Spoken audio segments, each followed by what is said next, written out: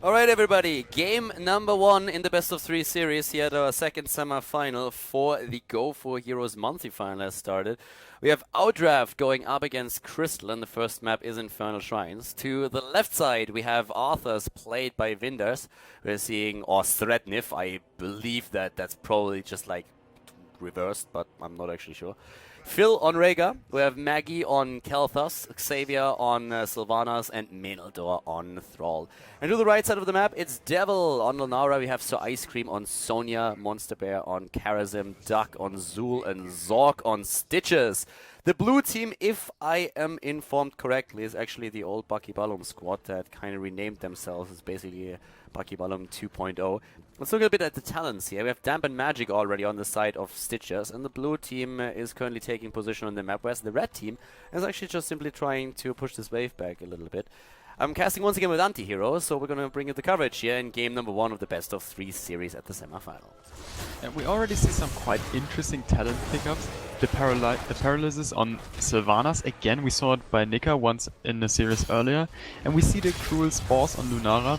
You see that talent quite a lot on Mess where you do have to do a lot of siege damage, but you most of the time see the nature's perspective. The Ice Cream almost getting caught there. How did he get away?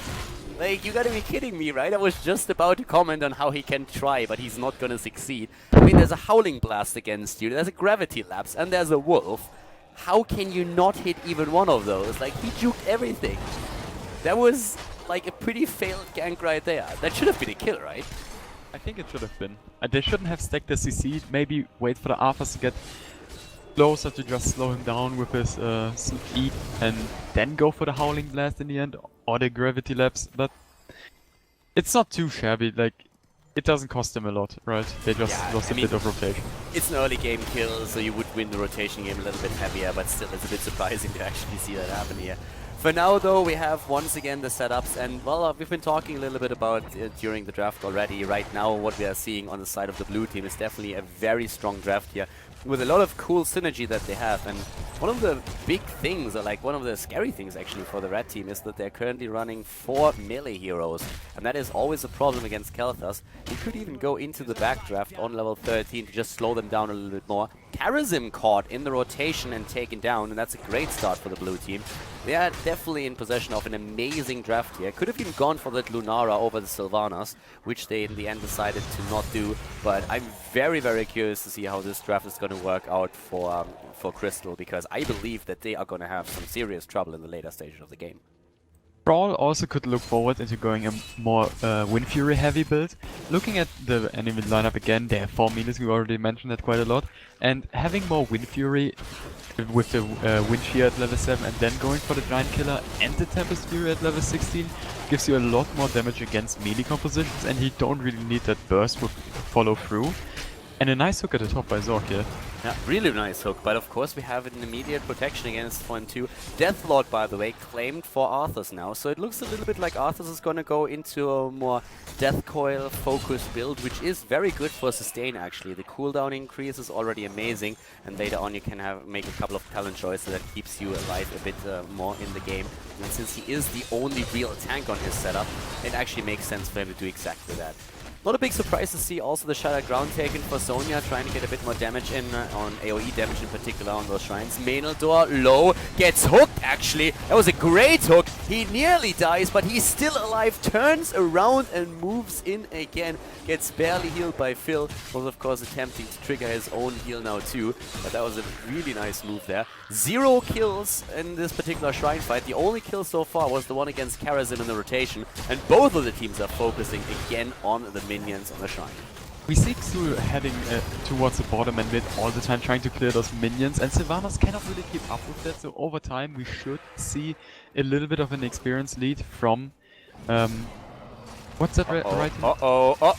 Sylvanas! Oh, taken down by Duck on Azul. He was waiting in the bush for the rotation, as AntiHero already just explained. I mean, she is a bit slower with her burst on the wave, and therefore he was just waiting in the bush after he realized that she had to go down that path. Being last bite on level 7 by Stitches here, it's a really popular pickup on that map. You can eat those shrine minions, kill those, and get your cooldown reset by 12 seconds. And therefore he can sustain himself quite a bit on those fights.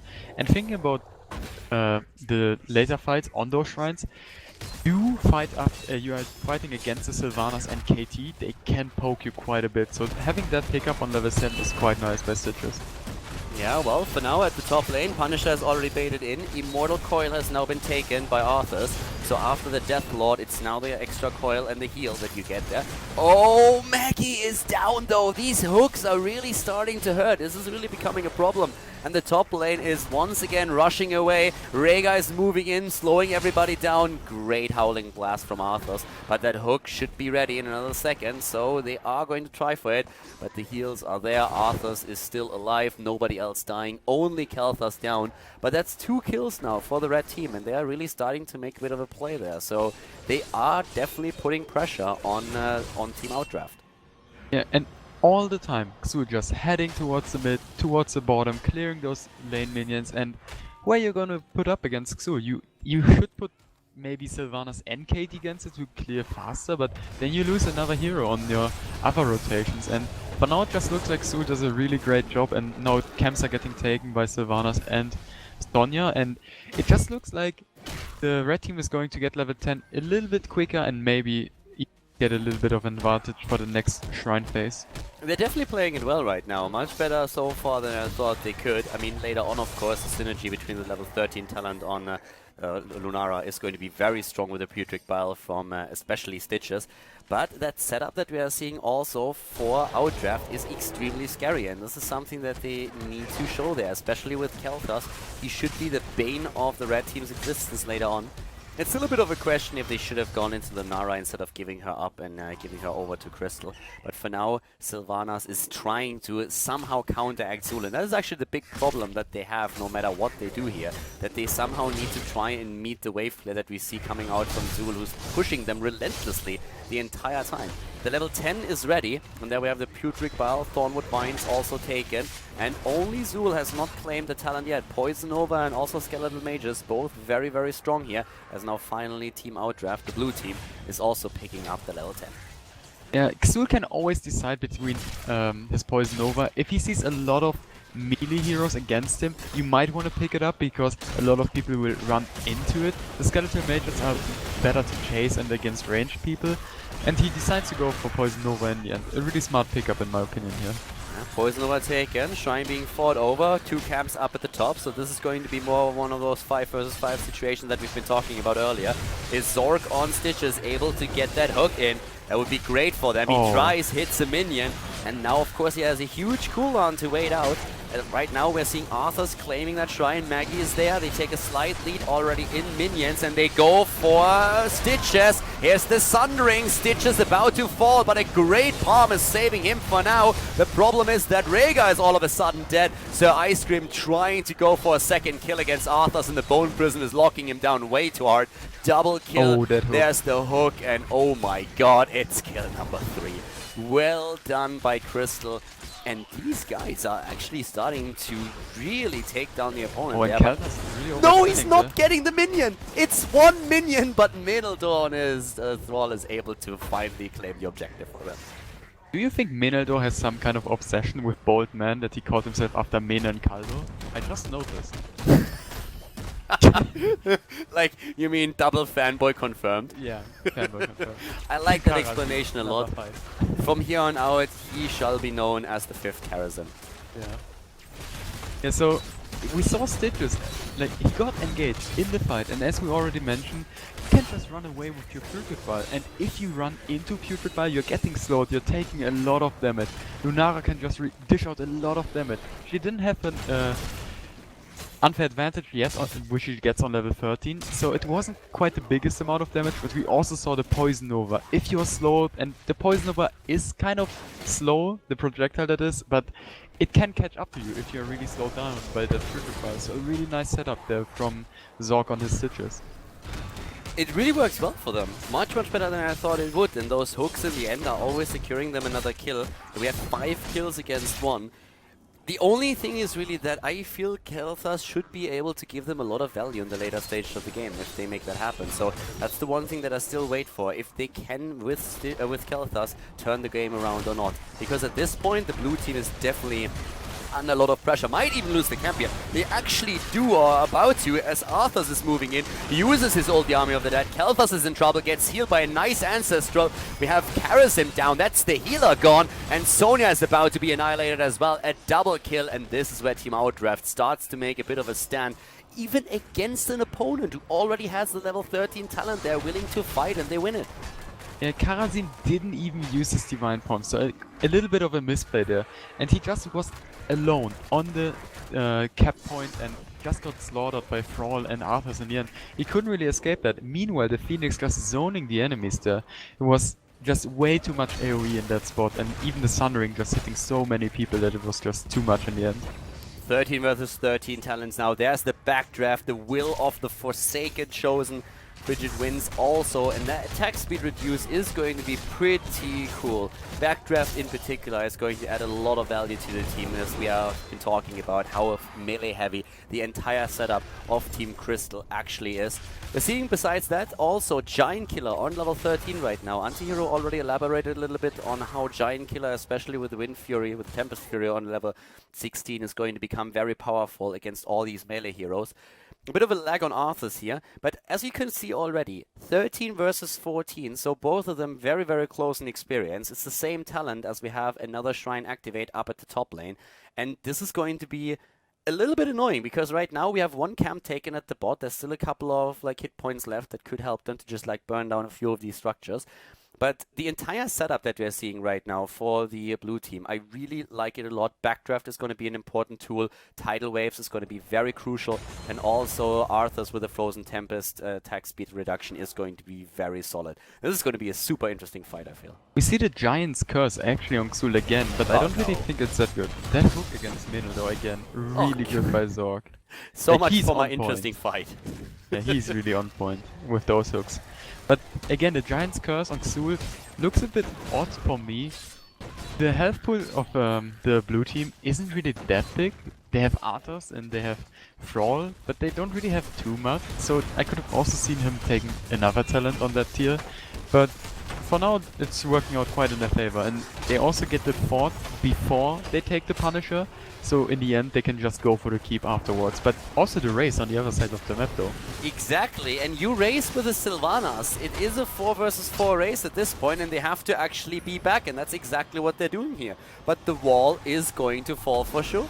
So actually well done here. They get the best trade that they could possibly hope for right now. Of course, the top, I mean, Sonya is going to claim that Punisher eventually. With a kill against Thrall, there was just absolutely no hope for the blue team to get the Punisher. So they just raced and took down a fort in the middle, took down the wall, and they get another fort here now as well. So this is like the best case scenario, as long as they survive, and they might have overstayed. But they are missing two heroes right now.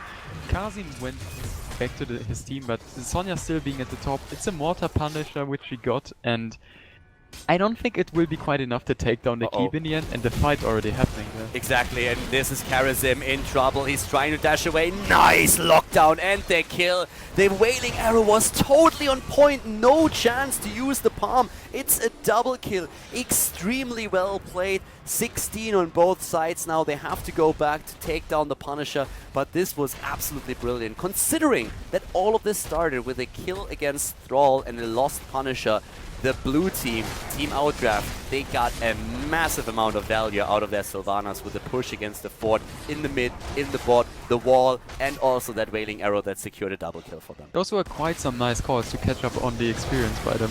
And what I really dislike, the Pulverize pickup on Stitches, it makes sense in combination with Lunara and her Nature's Culling, but you give up on that extra hook range with the fishing hook. And against Khaldor and Thrall, which do not really have an escape, Thrall gets his on level 20 with the blink, could get some quite juicy hooks in there and maybe try to go for the burst and lockdown, but they try to opt for more shrine heavy fight play with the Pulverize. I can see it, but I still would have liked to go for the hook range, especially seeing Zorg hitting so many hooks this game. Yeah, I mean, his hooks have been really on point, so I kind of liked it quite a bit. I mean, so far he didn't really make too many mistakes with that, and now he's always going to be in a situation where he just doesn't have that range to rely upon.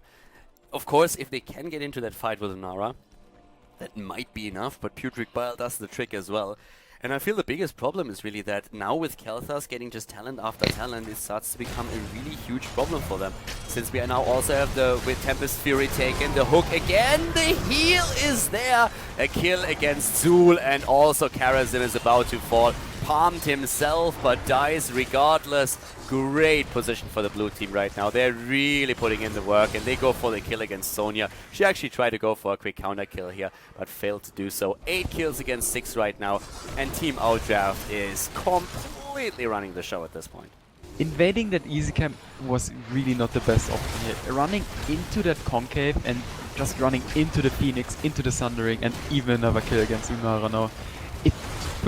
They could maybe even take down the keep and then go for another. I don't think core is possible, but they could also just retreat, go for the shrine, play it safe, go back, get some mana, get some health. And like just mentioning it, it's a middle shrine. So the Punisher is going to go through the middle where they just destroyed the keep. Yeah, I don't think it would be quite enough to go for core. If you're really playing good, you can pull that Punisher into the other keeps, trying to get the focus of the Punisher on those keeps, getting into their shots. But for now, it just looks like the shrine just gonna get taken by Outdrafters. It looks like they want 20. They have already Sylvanas at the top. They take a few of the towers down. It will allow the wave to push the gate down and pressure the fort directly. But if they hit that additional level, that would be fantastic for them. They have 13 minions so far as the red team starts to invade, but Lunara is not with them. They're fighting a 4 versus 5. This is a really shitty idea. Why would you ever do that? They're jumping in and they're about to lose the ice cream. Here's the palm. Gets actually triggered. Lunara is finally making a way in. They actually win the 4 versus 5, and Lunara tries to go in for the clear. There's the Ancestral. That goes through. But now Sylvanas is dead. They're about to lose Thrall. I cannot believe what is happening here. They actually won a 4 versus 5 situation. Lunara was nowhere to be seen. Then goes in, helps them with a second kill against Thrall. And they take over the shrine. Like, AntiHero, what is happening here? The biggest misplay being triggering the pawn. There was a big misplay by Sylvanas there. She used the silence too late. It actually ended up triggering the pawn, and then she was just too far into the enemies, and she just got taken down by Sonya there in the end with a quick spear into Slam. And yeah, just looks like they will get this frozen Punisher. They're not too far in pushing. They try to go for the push with Lunara right now. She just have her Nature's Culling and she will do a lot of siege damage. But I don't think they will get too much. I don't even think they will get the...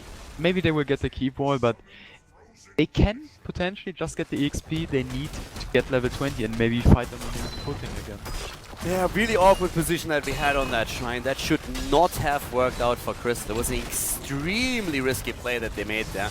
So for now, they have a bit of a momentum going for them though in the mid lane. The bot lane is being pressured by a camp. Keep that in mind. This camp is going to get some value eventually.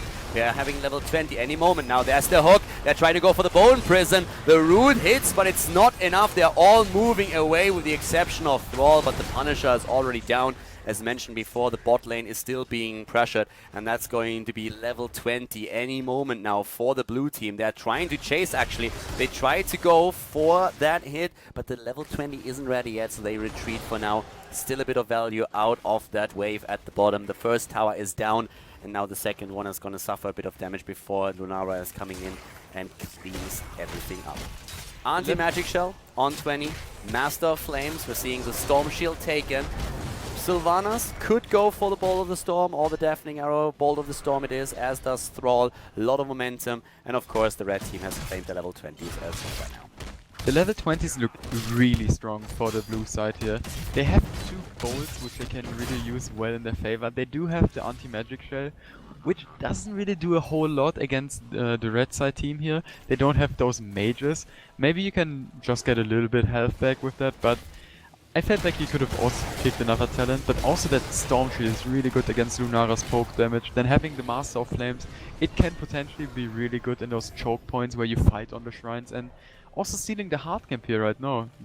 And I don't think they can do anything with it, but it's just good to deny it from your opponent. Yeah, once again, top lane being pressured a bit. Keep your Sylvanas in mind. Sylvanas is really giving you so much value if you're able to pick a Punisher up. Even if you're just able to push through a lane, she's going to be absolutely amazing, as we've already seen before. But at this point, we have 9 kills against 8. We have 20 versus 20 in Talons. One keep has been eliminated by the blue team in the mid lane. So this is the only one that has been taken down so far. But this is where it really starts to count. This shrine could theoretically end the game, depending on who's going to take it. Especially if the blue team ends up with a Punisher. They will use that Sylvanas to push it in as much as they can. Already a bit of a move here. Both of the teams are of course looking for position right now, trying to find an opportunity to really get the most out of their talents. It's actually interesting that Arthas is going all the way around right now, waiting up at the top, hoping to get a quick kill in there. They're really just hiding, but Maggie was already seen by the minions. They're going for the shrine right now. This is the moment. They're trying to find an opening. Here comes already Thrall from the side. Arthas is in. They're going for the minions. This is it. Maggie very far behind. There comes the immediate bolt of the storm as Sylvanas tries to save herself after the hook, but already we're seeing Sun Ring being used and the Wailing Arrow is also dropping. They're trying to go. There's the Palm saving once again. Zul, he's getting away and uses his own poison over. Rhaegar is dead and annihilated. Well done. The double kill as Arthas falls too. And the hook against Kel'Thas. You got to be kidding me. Zork every single time hitting those hooks on the retreating heroes. A triple kill for Team Crystal. Then they won that dominant, and they're not even bothering with that particular Punisher. They're just going straight through the middle for the keep. They could potentially even end the game here if they do it good, but it's still quite risky against the Thrall and Sylvanas. They do have quite a lot of damage. If you're trying to go for that core, you also have that Nature's Culling, and you have Sonya, which can tank that quite nice with the Charism as well, and it looks like they're going for it, and I feel like they might have it in the end. Yeah, I completely agree, especially with Zork having these hooks. I mean, what is Sylvanas going to do? Their heroic abilities out, they're going for Zul, but as you already said, that Lunara has Nature's Culling and she gets the damage in. Thrall is down. They're putting the pressure now also on Sylvanas, and this is going to be game. We are seeing Crystal starting an amazing early game, falling behind in the mid game, but then taking it back in the late game. Crystal with a 1-0 lead against Outdraft. Great first map between the two teams here at the semi-final.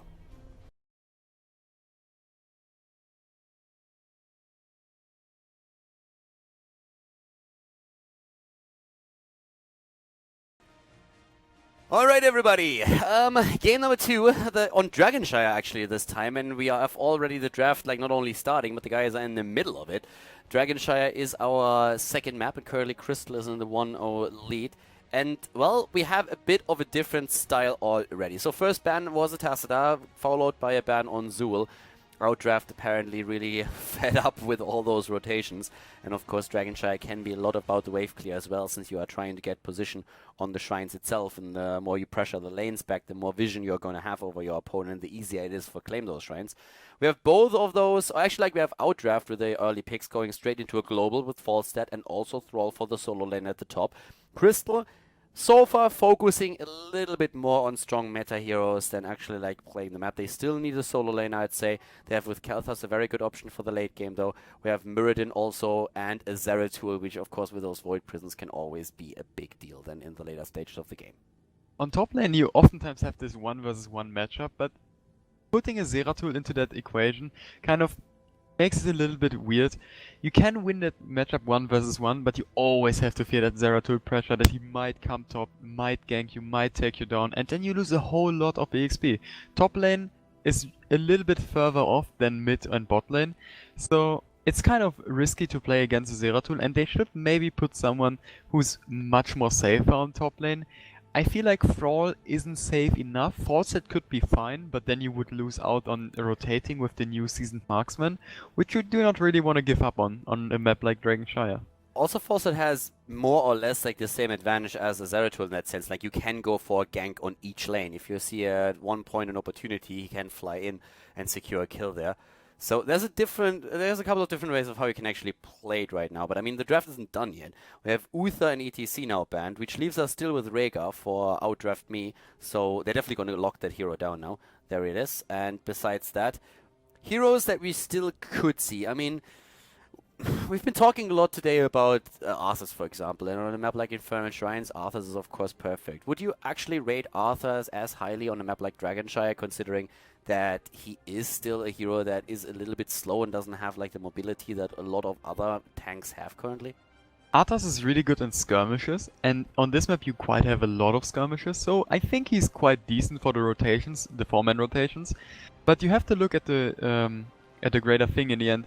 They have Arthas, and he doesn't really have an engage unless you go for Syndragosa, and do you really want to take it? It's always Army of the Dead is more safer, and you play against Zeratul, you don't want to get bursted, and if you just run it again, like up to your opponents, you will just die with Arthas. You don't have a real engage. You only have your Howling Blast, and it's quite easy to dodge with most heroes.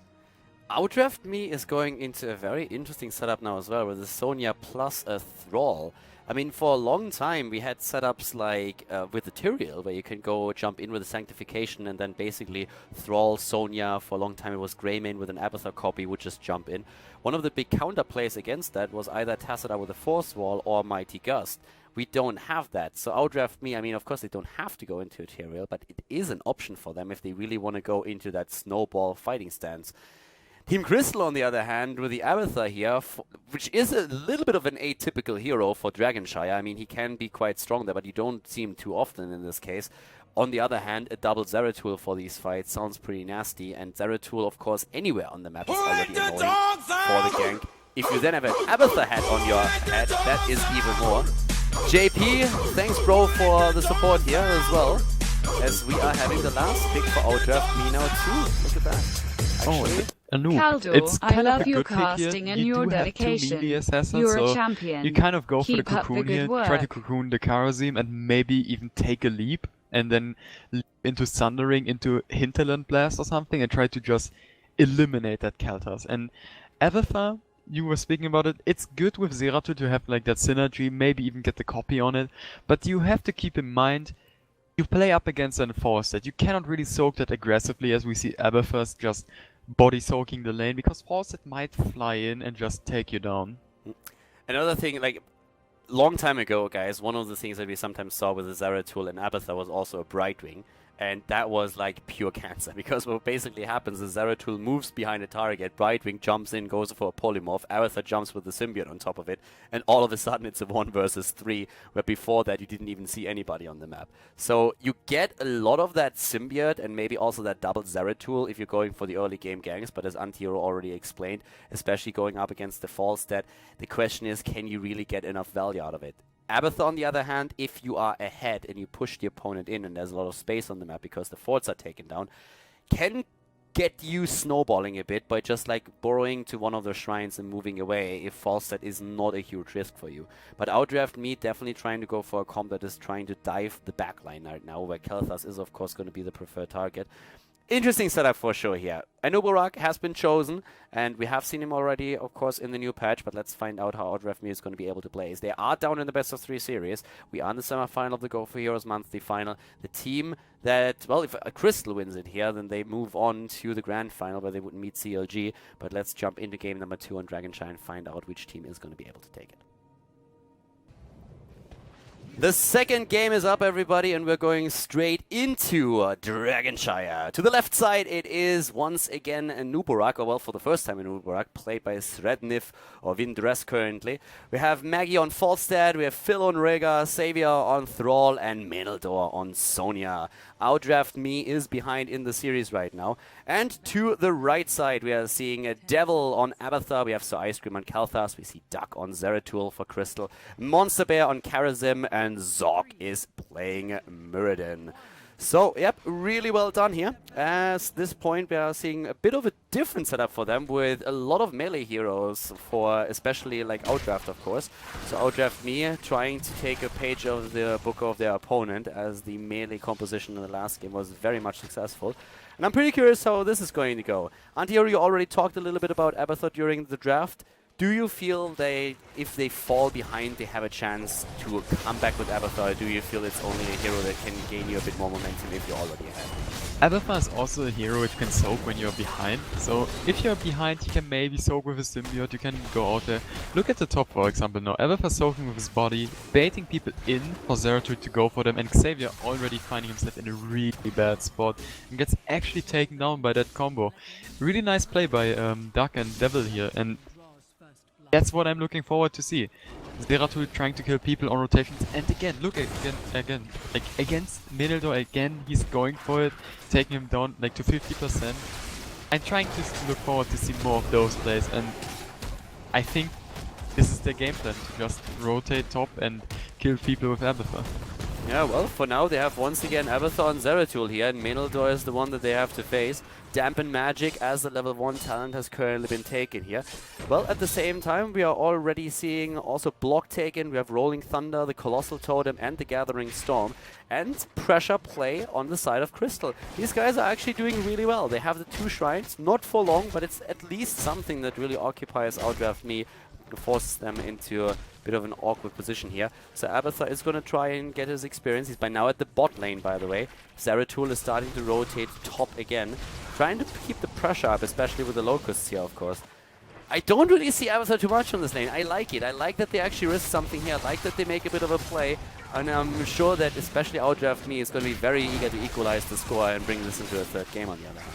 It's a good thing that they do have Keltas in their lineup, because they can just wave clear, and Abathur isn't really that strong in the early game, not like the first, let's say, 4 levels. And Keltas complements that with just wave clearing, with his Flame Strike, just trying to get Abathur through a little bit of that early game hole he finds himself in. And yeah, the rotations are just, none of the teams are winning it, it's just even. None of the teams are soaking the turret shots, nothing is really happening too much here. Yeah, bot lane with both of the teams now on level 4. Again, the pressure play right here. Abathur is soaking the top. In the meantime, we're already seeing Maggie in a bit of trouble on his fall stat. We have on 4 now the static shield. And also, we have a bit of a difference in builds when we're talking about a hero like an Uberak. He went for the Underking on level 4, which of course gives him the increased burrow charge range and the increased damage, so he can use that. Look at Abathur already putting the toxic nests in immediately. If they move through that, they are going to be in trouble eventually, especially if Maggie moves in here with his hit point pool. We have Zork now trying to make sure that Falstad doesn't take the Dragon Knight, but up to the top, Zeratul jumps in with the help of Abathur, trying to steal one of the temples away. The problem is that Duck is already very low on hit points, and Meneldo is immediately present to make sure that he can't claim it. And now the Dragon Knight has been stolen. Well done by Outdraft Me. Outdraft Me just having the better rotations here. Anubarak just going to the middle, interrupting Zork from using his abilities, and they just take it in the end with nice coordination. And then you see the problem of not having that 5th buddy. Abathur can be everywhere at the same time, but he cannot really do a whole lot doing it. So he kind of relies on just having those skirmishes and trying to pick off heroes like in a 2 versus 1 in the end. But he didn't really get to do that after those initial 2 minutes, so he's kind of struggling at the moment to find himself doing something. And we see the problems of the Dragon Knight, just there's nothing they can do about it. Zeratul doesn't have enough damage, Abathur doesn't really supply with a whole lot as well, so they kind of have to give up 2 walls in the end for that. It kind of reminds a bit of what happens on Cursed Hollow oftentimes, where with Abathur at the beginning of the game you just don't have that 5th body on the map. Well, you kind of have, but you can't really engage into the fight. You lack it during battles. Maggie, by the way, going straight into the minefields here and losing a lot of his hit points. But I think that Abathur can really start to help them out a little bit more once that they have the level 10, so that they can go straight into the ultimate evolution. For now they are trying to make, of course, do with the symbiote only and having those rotations, but it's definitely a problem on the map where you have to control 3 points to claim the objective, that they can't really use Abathur to this extent just yet. Devil is still soaking up at the top. Both of the teams are now in level 7, and here with the symbiote, Meneldo is again being pressured, misses the spear, which is a bit of a problem. The shed exoskeleton has, by the way, now also been taken on the side of Anubarak, so a bit of a movement speed increase for him, which makes him, of course, very dangerous for that jump into the backline that we've been talking about earlier on. And they really try to get the momentum going with all those melee heroes that they're running right now, and they can get a lot of value out of it. It could also, by the way, lead us again into backdraft, which we've also seen in the last game. Sonya at the top lane now taken out, as all of a sudden Sir Ice Cream appeared on the scene as well, and now Falstad has to fly in to take over the experience. The red team would like to see putting Zeratul on rotations, trying to give him some presence on the map, but we see that problem. Oh, that kill against Magi maybe, but he escapes with a sliver of health here. But we see the problem, Devil cannot really soak on his own, because he finds himself in trouble when Falstad would fly top. So Zeratul, also Ice Cream in this case, on his Keltos, has to stay top, just soak. And you would like to put Zeratul on rotations, trying to get some pressure in here. And he's looking for that kill against Muggy, but decides to go back in the end. He would have died there too, I guess. But it's still cool that Doug is still looking for an opportunity to get that damage in. But of course now we have those shrines activating in another couple of seconds. It would be very important to get the level 10 before that happens, so that they can use the copy for a fight. Problem with the copy is of course always the duration. Zorg already there, by the way, in the mid lane. Has to jump away. Gets the Stormbolt, and that's a kill against Falstad. Well done, perfect timing. They need to be careful that nobody sneaks the Dragonite in, but they still have Sir Ice Cream here, so that shouldn't be a big issue. Level 10 for both teams. This time we have the Cocoon taken for Anubarak. Ultimate Evolution, the Palm, Void Prison, also the Phoenix, and for Sonya, no talent choice just yet. Is it gonna be a leap? That's of course the question here. With this setup, it doesn't really feel like you can synergize or anything. The only thing that you can do is, of course, try and initiate with maybe a Nubarak into the backline and then leap in with Sonya. And with this many melee heroes, they could actually pull that off. It's also risky against Kalthas. He could look forward into going for backdraft, just slowing every melee down here, but he's getting engaged right now in the middle, and Falstad just takes him down with this boomerang. And yeah, that was quite a nice pickup, and we see how fragile Kalthas is in the end. He doesn't have the healer around, and you could also just see that with a Cocoon onto Monk, and the same thing would happen over and over again. So maybe going for the leap, and there it is. Yeah. Can just Cocoon someone, leap in, take someone down immediately. And there he comes, the kill potentially against Minotaur, but he leaps onto the Zeratul copy and Zeratul himself to get away. Well done. Leap, of course, this is going to be one of those things where especially Kalthas is going to be in trouble. They need to try and use the Palm and also, of course, the potential. Do we even have a cleanse on Karazhan? Let me double check. Yes, we do have the cleanse on Karazhan. They need those for sure to make sure that, yeah, well, Ice Cube is surviving here. I mean, he is one of the big win conditions for them with the Kalthas damage. Here comes an Uburak from the side, but still the claim on the shrine at the bot lane. Sonya at the top should try and get that shrine too, and she does, because now all of a sudden there's a potential Dragonite on the side of Team Crystal. Look at all those toxic nests on the minimap. It gives them a whole lot of vision, a whole lot of map control, and even if Sonya gets the top shrine, you have a lot of soaking capabilities with Abathur, so you put half a body on top against Sonya, and then you have the half body on the other side of the map, and you maybe try to pressure the advantage due to that. But looking at the shrine situation now, both claimed by the blue team, but you cannot really do anything against Zeratul when there might be a potential Abathur jumping on him. Exactly, especially with the copy being up as well. Both of the teams heading into 13, up to the top. We are still seeing Duck waiting for Sonya to move in. So Ice Cream is also there. They destroy another structure. And now they still have an exchange in the shrines. Abathur at the bot lane, on the other hand, is in trouble. Falstad is flying in. They really want him. And he just simply moves away. Great burrow. He waits out the stun on Anubarak, and then he uses that immediately. Both stuns were down. Now they try to move in against Anubarak. At least they might get that kill. But they're not able to go for the last stun here. Well played by the blue team. They get the fort. But Abathur also with a pretty sweet move, able to get away. Yeah, they kind of secured him a little bit of space, so when the copy runs out, he will be able to reappear on that spot and just move away freely. And it worked out nicely. They kind of wasted the copy due to that, but they still get the pressure on the map and force the enemy team to retreat here. And they do claim themselves both shrines right now, but they cannot really capitalize on it for now and push the bottom instead. Yeah, I think I even said that he burrowed away. He used, of course, the copy there, and that's why it isn't cooldown right now. What a massive blow-up fight out at the bottom here. Web used, also the Void Prisoner, but Kalthas is dead before the fight even really starts. He went into the Pyromaniac on level 13. For now, we see actually like Karazhan trying to get away, palming himself, and still trying to escape. He gets body blocked, though he cannot dash away, and that's another kill right here. I could have actually seen Abathur trying to burrow into the middle of the map and try and claim the Dragonite while both of the shrines were still under their control. Didn't do that, so now they will probably lose it. On level 13, Falstad went into the Flow Rider, by the way. So going straight for the Flow Rider talent here. Of course, Falstad also saw quite a few changes, and this is one of the talents that got shifted around quite a bit by Blizzard. Again, Muradin attempting to interrupt the Dragonite. Stall for a little bit until the shrine is claimed at the top, but it ends up with Muradin falling. And yeah, it starts to snowball a bit against the red team for now. Those are the moves which you kind of have to evaluate on, because Murden, he died for the interrupt, and now the blue team is gonna get the Dragon Knight anyways, it feels like, and the engagement on the top already. So Ice Cube getting assaulted and he dies in the end. And Monster Bit, he just got cocooned. And as we were talking about it, if you cocoon the Monk, he cannot use his Divine Palm.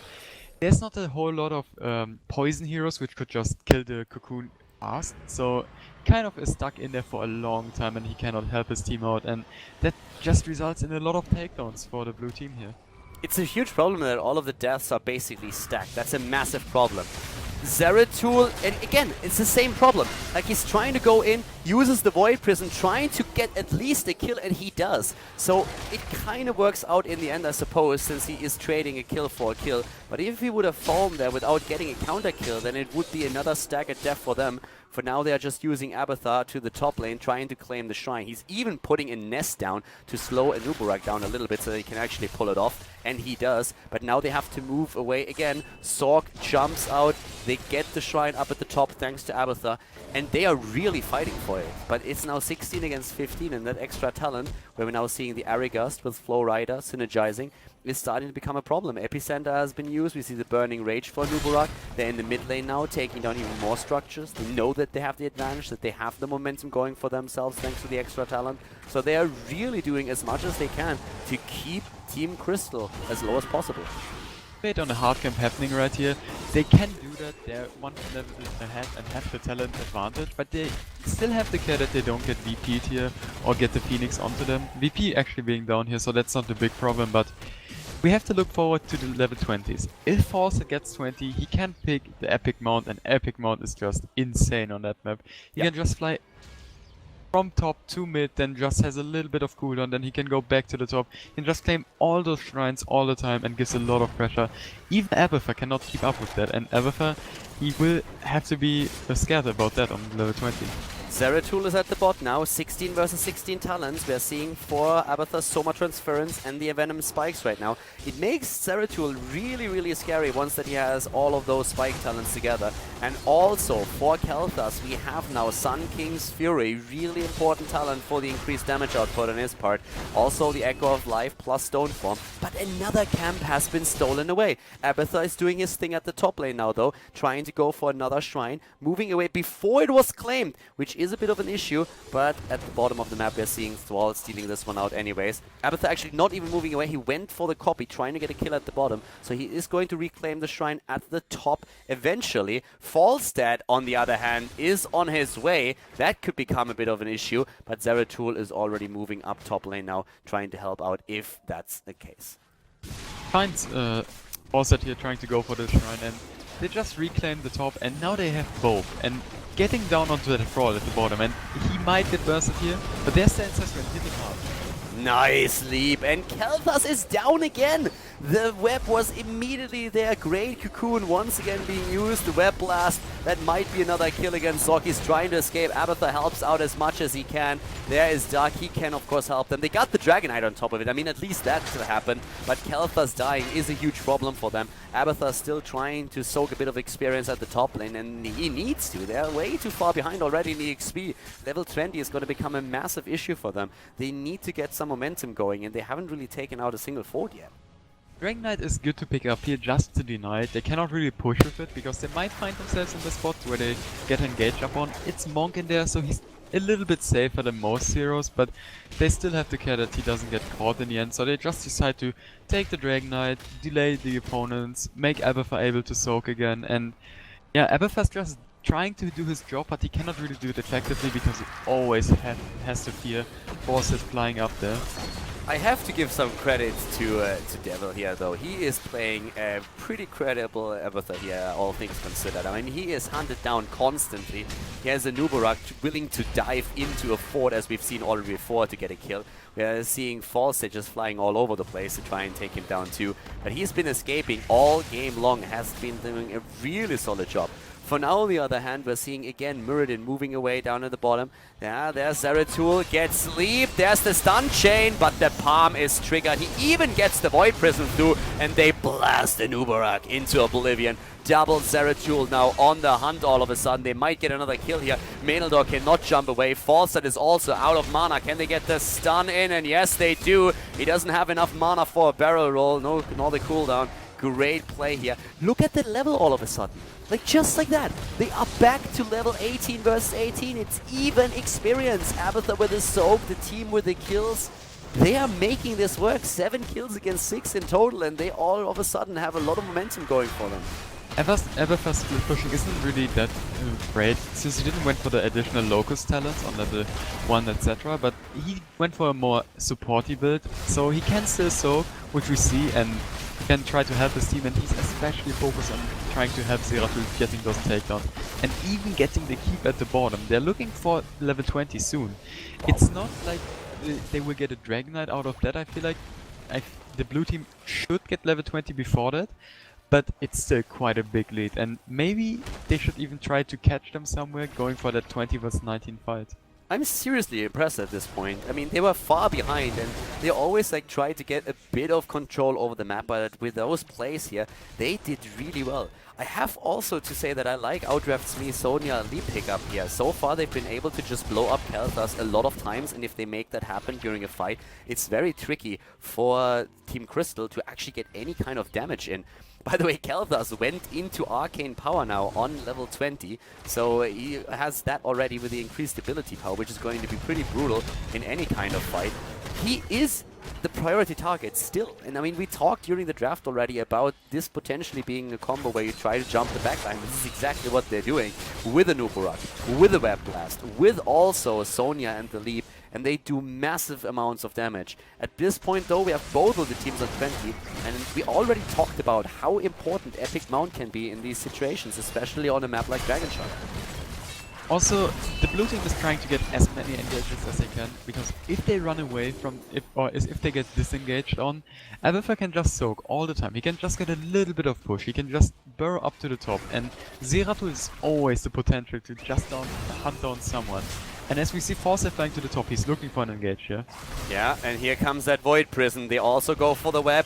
Falstad is not with them. That's a huge problem. He just flew away as everybody else was going in. Menaldor has the leap still available. He could even jump out, gets Ancestral though. Is back to full health. It's a 5 vs 4 still a great leap here. Falstad finally flying in again. A nice palm on Kalthas actually gets triggered. He could have played around it, but they didn't. Here comes the Cobby with the double Zeratul. They are trying to go for Nubarak. The kill is already in, and it's a 5 vs 4 once again, as we're seeing everybody starting to see if they can maybe chase. They decide against it, but they want to go for the Dragon Knight, and now with the bottom shrine claimed, they can go straight up and soak it with Devil. He's trying to. It's gonna be so close, but the Dragon Knight is denied. If Devil gets into the Dragon Knight, it basically shows that they want to go for core, because Abathur doesn't really do damage on anything else, and they want to have him safe most of the times, but that basically showcases it. They want to take the Dragon Knight, go for the core. It hurts a whole lot just attacking the core, and Falstad just has to try to do something with his epic mount here, but it's really scary. We see Kalthas going up against Falstad now, and he might even die. Yeah, also we are having not only that happening, but also Sonya was in trouble. Falstad, as you said, is dying. Sonya nearly died. The staggered deaths are becoming a massive problem. At the top lane, it was already Zeratul against Falstad, and later on against Sonya. And here's the Dragon Knight. Are they gonna go for core? They're moving down to the bottom now. They have 19 minutes in another Dragon Knight. It's a 5 vs 4 situation once again, and they are trying to end the game. 8 seconds on Zeratul's Void Prison. That's going to be great for them. And Ancestral is also down for another 10. That's amazing. This is like the best case scenario for Team Crystal. Can they make it a 2-0 victory here? The leap in against Kalthas. He's trying to get away. No palm, and he is down. But the Void Prison against all 4 heroes, and they just say fuck it and go straight for the core. They are buying enough time, and they try to eliminate them now. Falstad is down for another 10, and it just doesn't matter. It is a 2-0 victory for Crystal, as Outdraft is eliminated from the GO4Heroes Monthly Final. What a finish on Dragonshire.